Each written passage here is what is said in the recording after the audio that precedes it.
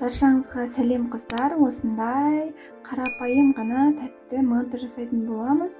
Қамыры менде жай ғана қарапайым су мен тұздан тұрады, ешқандай да жұмыртқа ештеңе қоспадым. Примерно 300 грамм, 400 граммдай ұнды аласыз. Өзіңізге қажетіңізше үйіңіздегі адам санына байланысты жақсылап билеп алыңыздар. Бұдан кейін біз етіне көшеміз. 300 грамм фаршқа кішкене сәбіз, өз қалауыңызша картошка, пияз, капуста, асқабақ қандай өнім бар, соның барлығын қоссаңыз да болады. Манты сонысымен көкөністермен тәтті болады. Және де ішіне тұз, бұрыш, кішкене су, сұйық май қосып жібердім. Мантымыздың іші сочный болып тұру үшін. Бір күлшемді жая бастадым. Мен гүл ретінде жасайтын боламын мантымды, және де хинкали сияқты етіп орайтын боламын. Күнделікті мантылардан ерекшелеу манты болып шығады, әрине.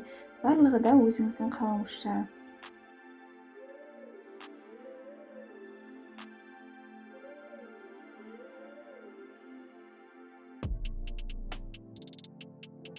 Осындай бір ыдысты алып, соның көмегімен дөңгелек тәрізді етіп қамырымызды кесіп аламыз. Одан кейін фарштарымызды сала бастаймыз. Өте сочный, дәмді манты шығады. Міндетті түрде жасап көріңіздер.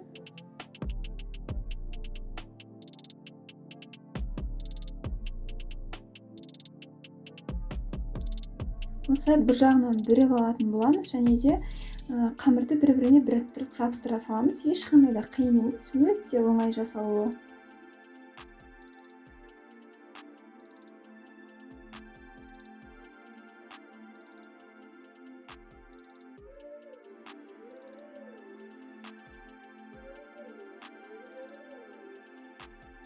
Мантаваркамызды майлап, мантыларымызды орналастырып қоямыз, және де келесі бізде роза тәріздес манты. Бұл жерде қамырымызды төртбұрышты етіп кесіп аламыз.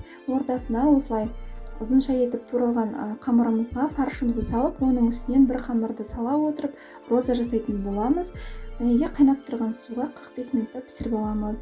Баршаңызға ас болсын. Каналыма міндетті түрде тіркеліп кетіңіздер. Парақшам пайдалы, қызықты рецепттермен бөлісетін боламын. Баршаңызға ас болсын. Өзіңіз қалауыңызша сәндеп жесеңіз болады.